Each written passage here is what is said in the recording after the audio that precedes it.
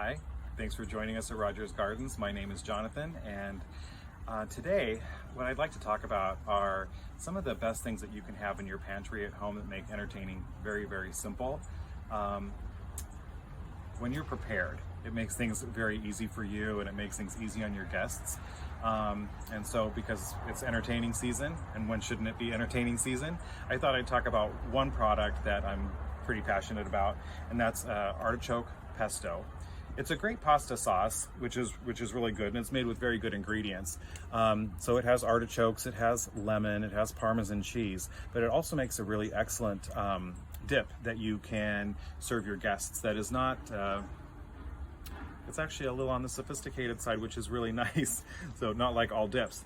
So what you can do is you can take some of the contents of the artichoke pesto, put that in a bowl with some basic mayonnaise and then Parmesan cheese.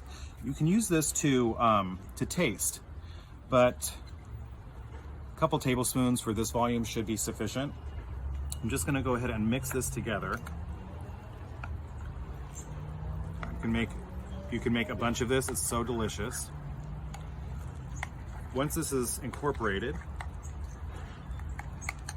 grab a ramekin of appropriate size and just spoon that mixture into the ramekin. This goes into a 450 degree oven. Probably, I mean, it's edible now, but you probably want to give it about 15-20 minutes. It'll develop a slight crust on the top. What I also like to do is take a little bit of extra Parmesan cheese and sprinkle that on the top. You can also give it a drizzle of olive oil if you want, but there's pretty much enough olive oil in there. You eat this with dried bread. You can enjoy it on gluten-free crackers. It's delicious. It smells wonderful as guests enter your home. It's a nice thing to have. And then also, please remember when you're grinding your own Parmesan cheese, which I suggest that you do, don't throw the rinds away. They're really excellent to even keep in the freezer. And then what you can do is you can put them into soups, you can put them into pasta sauces, and that Parmesan flavor really just goes into your sauce, so never ever throw this away.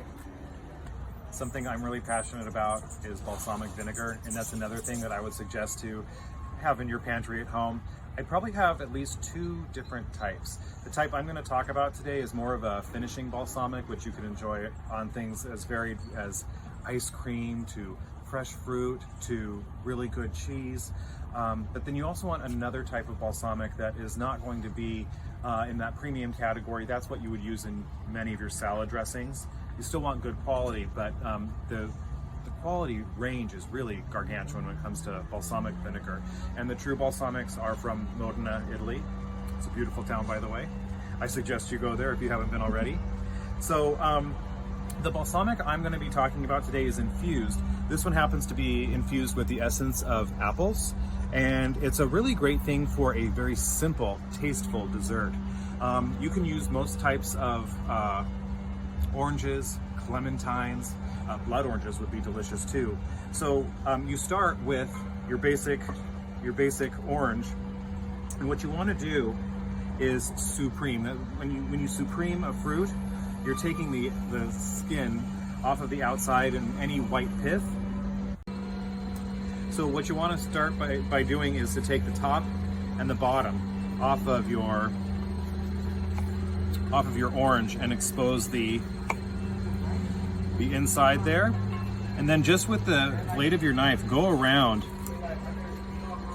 the edge, exposing all the delicious fruit that's here in the center. What you can do at that point is truly supreme and get these beautiful wedges right out of your citrus, and that's how you begin to make your dessert. Another great pantry staple are good jams. So this particular brand that we carry here at Rogers happens to be from a winery in British Columbia, and if you look at their website, it's the Preservatory. Amazing products that come off of their farm and winery, and it's just above Vancouver, I want to say, in Washington. And anyhow, delicious jams. This one happens to be a raspberry Merlot. So you have a lot of that delicious wine flavor in with the raspberries.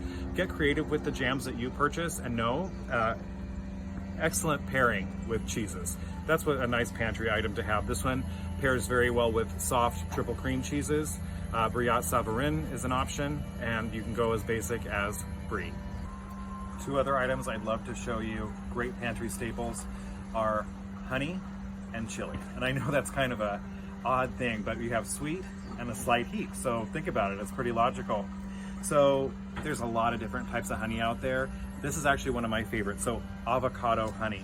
So what's nice about avocado honey is that it is on the darker side, so it has definitely a more robust flavor, but it's buttery, it's gentle. Now, it's not gonna taste like avocados, so that's kind of crazy.